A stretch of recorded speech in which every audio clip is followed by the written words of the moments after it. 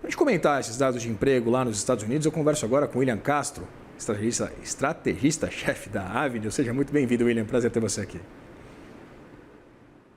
Prazer estar falando contigo, Vitor. Bom dia a todos.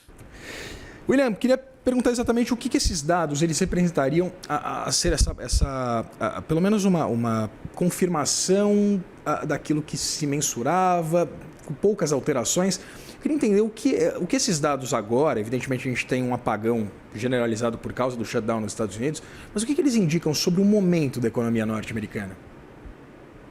Claro, vamos lá.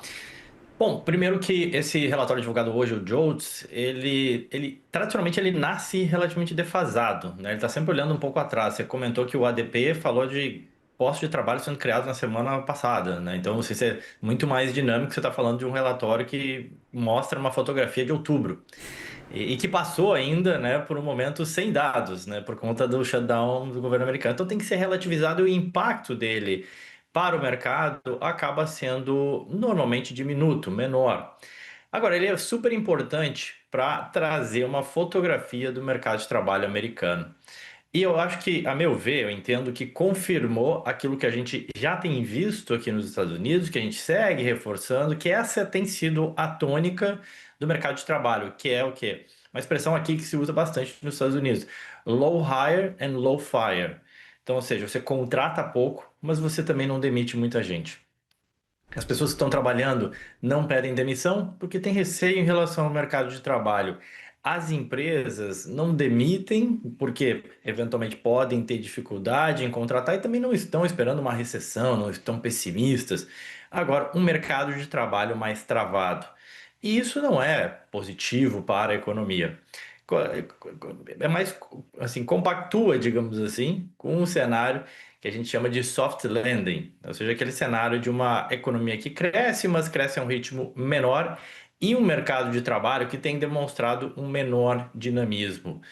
De novo, sem grandes demissões, sem demissões em massa, mas um mercado de trabalho mais travado. É isso que reforçou o JOLTS hoje. E é isso que a gente tem visto, inclusive o próprio ADP, ao criar aí perto de 5 mil postos de trabalho, não é um número exuberante, é um número que mostrou uma certa evolução, levemente melhor, mas não é um número forte, que mostra um mercado de trabalho dinâmico. Então, o que evidencia sobre a economia americana é que setores que são extremamente empregadores talvez não estejam empregando tanto, e aí você fala, por exemplo, de lazer, turismo, construção civil, setor de serviços talvez não estejam tão pujantes, mas a economia americana ela segue crescendo, talvez a um ritmo mais lento e também puxado muito pelos investimentos em tecnologia que não necessariamente também são empregadores em massa de pessoas, né? Pois é, né, William? E esse cenário dessa estagnação que chama bastante atenção, sobre o qual você falava, as empresas não contratam, as empresas não demitem. Eu queria entender se a gente pode fazer algum tipo de correlação também com esse movimento por parte do governo de Donald Trump, essa nova estratégia, essa nova política envolvendo as deportações em massa de imigrantes. Eu queria entender exatamente, do ponto de vista um pouco mais qualitativo, qual é esse cenário hoje de emprego nos Estados Unidos? A gente está falando de vagas especializadas, a gente está falando de mão de obra menos especializada, né? Do dia a dia. Eu queria entender exatamente qual que é o fator qualitativo e como é que a gente pode correlacionar isso também a essa política de deportações do governo Trump. Não, perfeita essa provocação, porque eu acho que existe uma percepção em muita gente que, não, a AI está destruindo emprego, ninguém mais contrata nos Estados Unidos, e não é bem assim.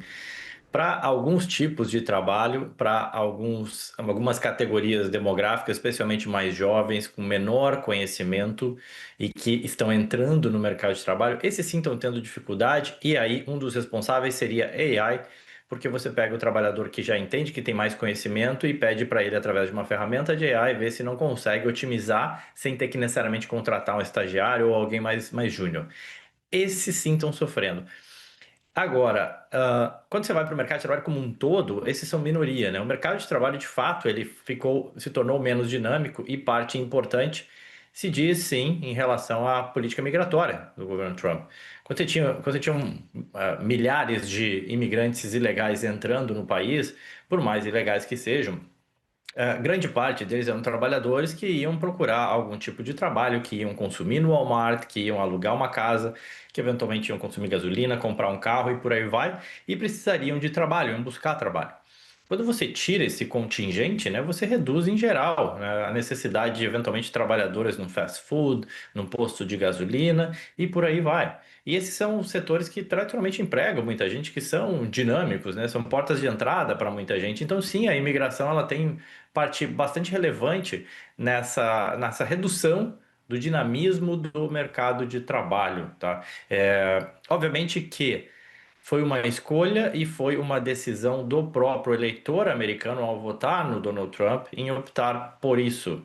E ressalto aqui, né, que conforme eu falei, mercado de trabalho menos dinâmico, não necessariamente fechado para quem tem, e tocando naquilo que você comentou, né, para quem tem skills, para quem tem conhecimento, o que o Jolts mostra, por exemplo, né, que você tem mais de 7 milhões de vagas de trabalho aqui nos Estados Unidos.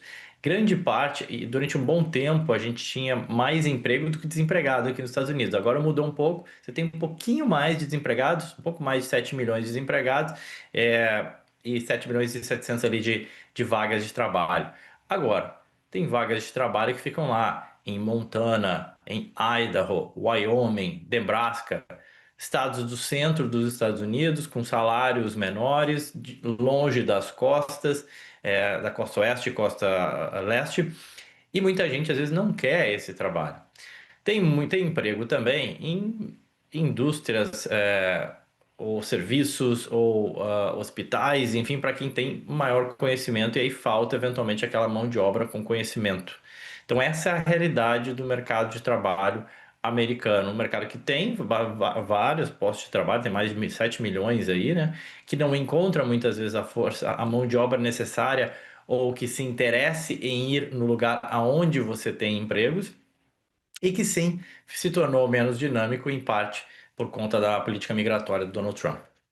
William, eu queria entender, a gente está às vésperas, né, da definição da tendência de política monetária lá nos Estados Unidos. Hoje, os diretores do Fed já se encontram, né, o FONC já se reúne para começar essa definição em torno do que vão fazer acerca desse patamar de juros básicos lá nos Estados Unidos. A gente sabe que, diferentemente do Banco Central brasileiro, o Federal Reserve também tem uma preocupação, tem que olhar para o mercado de trabalho. Dada essa correlação entre esses dados que a gente vê agora há pouco. Evidentemente, a gente sabe que os dados preferidos do Fed não são esses, como você disse, são dados um pouco desatualizados, né? O Fed prefere os dados do payroll, mas eu queria entender, dado esse cenário que a gente consegue mensurar que, do mercado de trabalho nos Estados Unidos e também essa inflação ainda acima da meta perseguida pelo Federal Reserve, o que a gente pode esperar, evidentemente, tá meio claro que vai ser um corte de 0,25 ponto, mas eu queria entender o que a gente pode esperar exatamente da comunicação, do que deve dizer o Federal Reserve acerca dessa continuidade da condução da política monetária. Exato. Para quem está nos assistindo, né, amanhã vai ter uma decisão super importante que pode mexer com o dólar. Mexendo com os juros americanos, você acaba mexendo com o dólar. Então é super importante falar sobre isso, né? E de fato, está meio que dado, telegrafado pelo mercado que a gente vai ter um corte de 25 bips, 0,25 pontos percentuais na taxa básica de juros americana, mais um corte, o último do ano, obviamente, que a gente está em dezembro. Mas a grande concentração de atenção, ela está exatamente na comunicação do Fed.